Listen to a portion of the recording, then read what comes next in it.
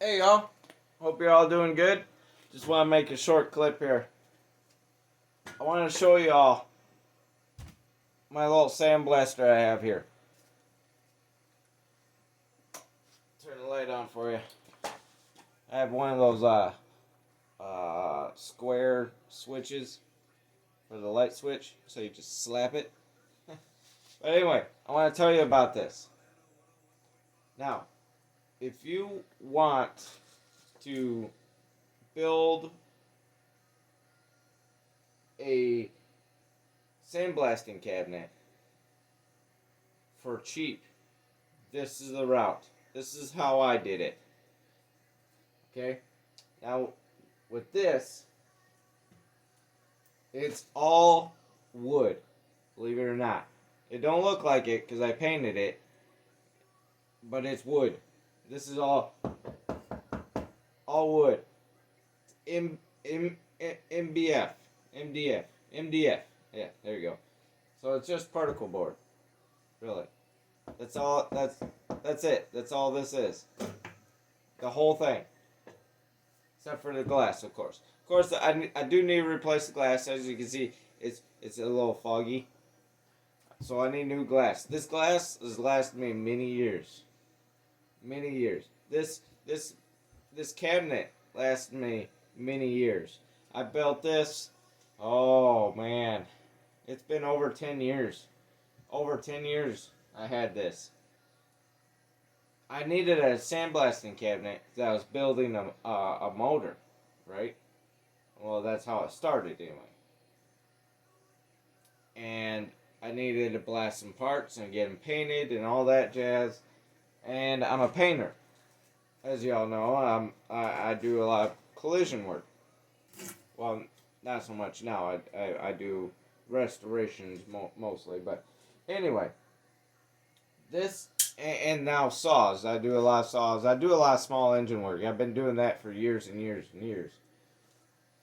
But yeah, this is all made out of wood. Yeah, crazy, huh? Now this is a let me grab a tape measure. I don't even know the size. Now this blast cabinet, I kid you not, it has no effect on the blasting. Okay, I don't have a super big air compressor. I mean, I blow out. I think it's 125 psi. You know, just standard stuff. That's all you need, really. Some of the heavier stuff, yeah, it's probably could use a heavier, more psi. But 125, that's all you really need.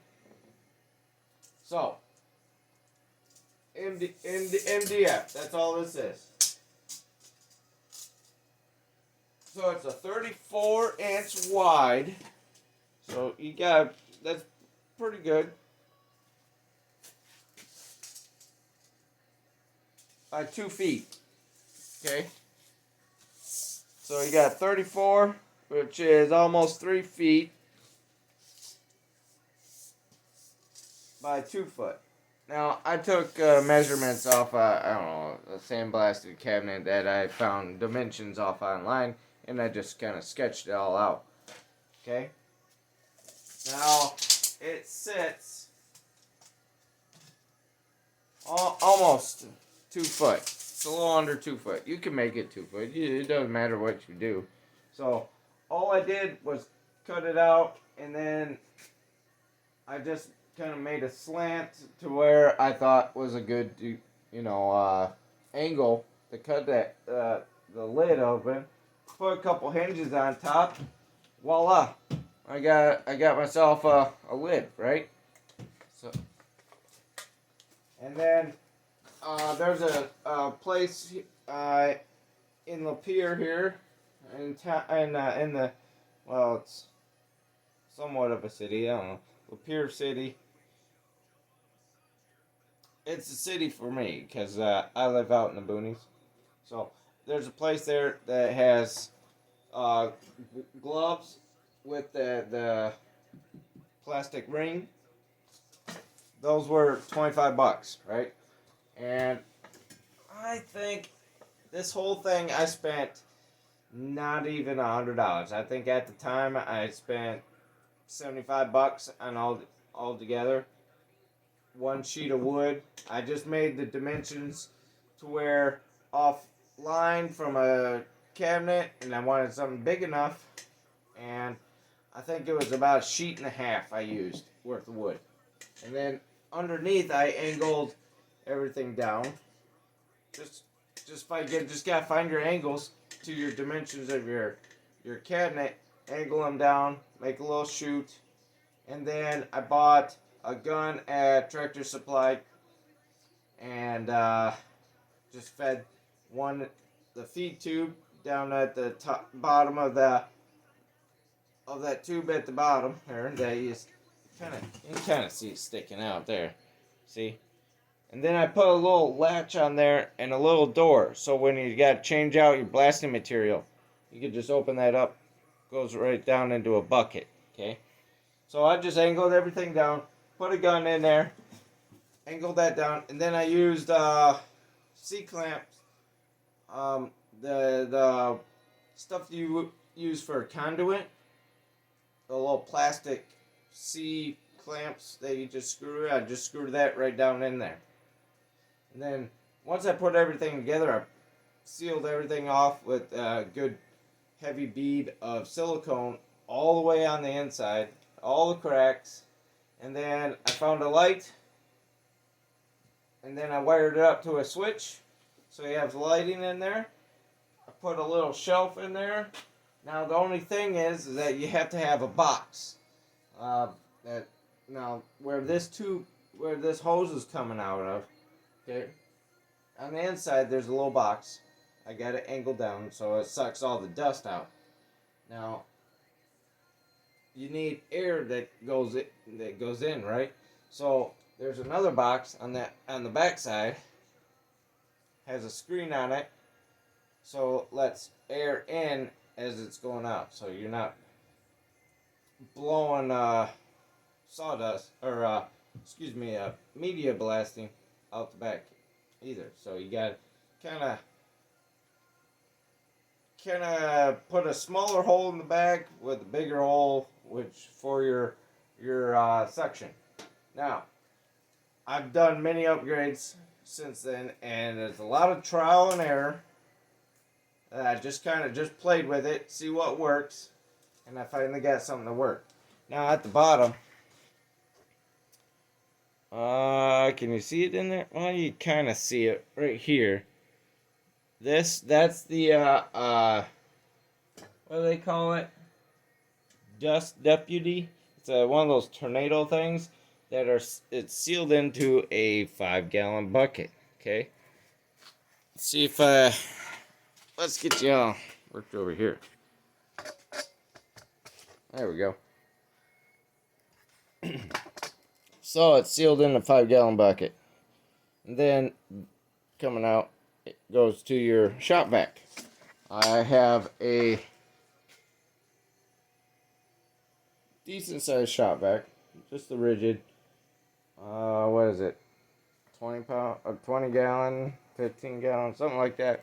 Oh, it's nothing real big. You don't need nothing real big. For a while, I started off with one of those little vacuums that you just put into a 5-gallon bucket. I started off with that. Now, like I said, I've done a few upgrades since then. Alright, I gotta move that out of the way. And something's blocking it. Is it this? There we go. So yeah, I have a router, so a routing table.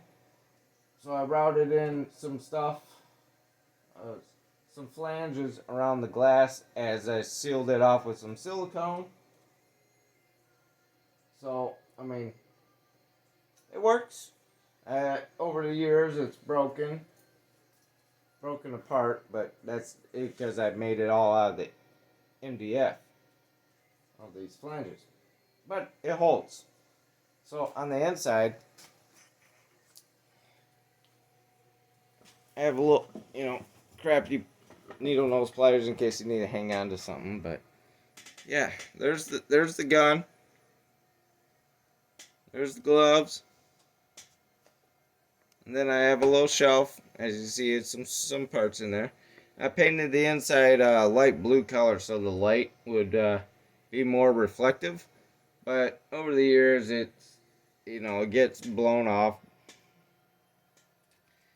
Yep. And then, like I said, everything is angled down to the center. Okay, and then I have the hose. One air line I have fed out to the side so I can connect my air hose. And then the feed line goes straight down. And then, like I said, I just use them conduit C clamp things that just screw right into the side. So yeah. So something simple. Something if you wanna make it your own. And then, I just take some one-sided foam tape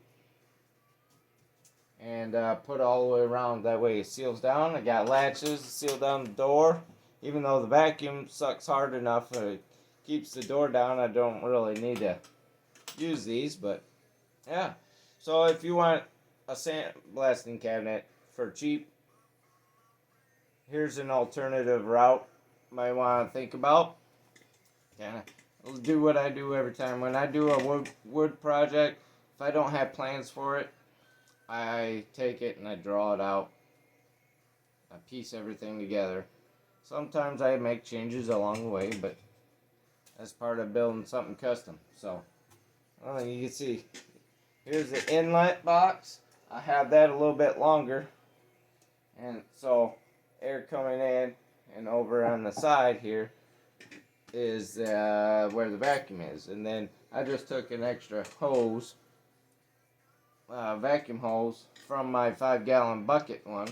And at the end, I just tapered it so it goes in, and then I cut the end of the hose so it tapers and so it's straight down into the hole. So a little alternative if that's something you want to look at doing. It's pretty simple. I didn't think it was too bad to do. I just assembled everything with some glue and some caulking on the inside, and surprisingly the caulking lasts. It has not even it hasn't even come off or frayed apart or nothing. So, and then I just put some 2x3s as for legs, and yeah, it works pretty good. And I got a little turning stool here, and so I could sit here and just reach in, do my blasting, and voila. It's really simple. So, man, like I said, you're gonna find some trial and errors. It's not that bad to, change something up. And if you really want plans, I can give you some dimensions, but I can't really give you the angles. That's the thing.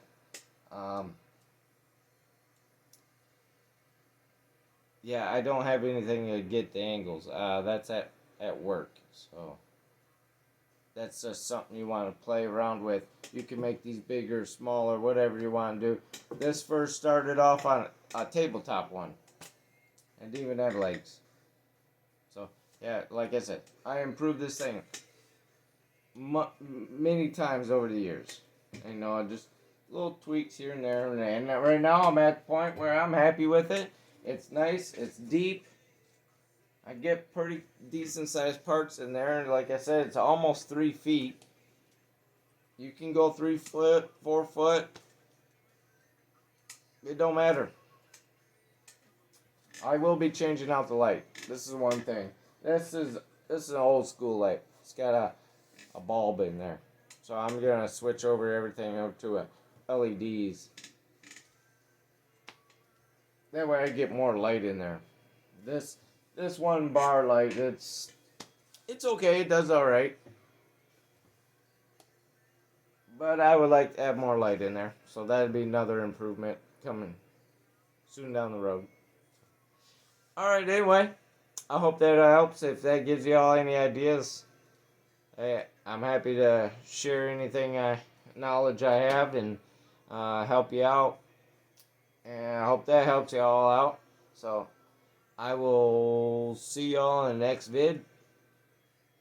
And yeah, y'all be good, be safe, be kind. Please spread the love. I'll see y'all in the next one.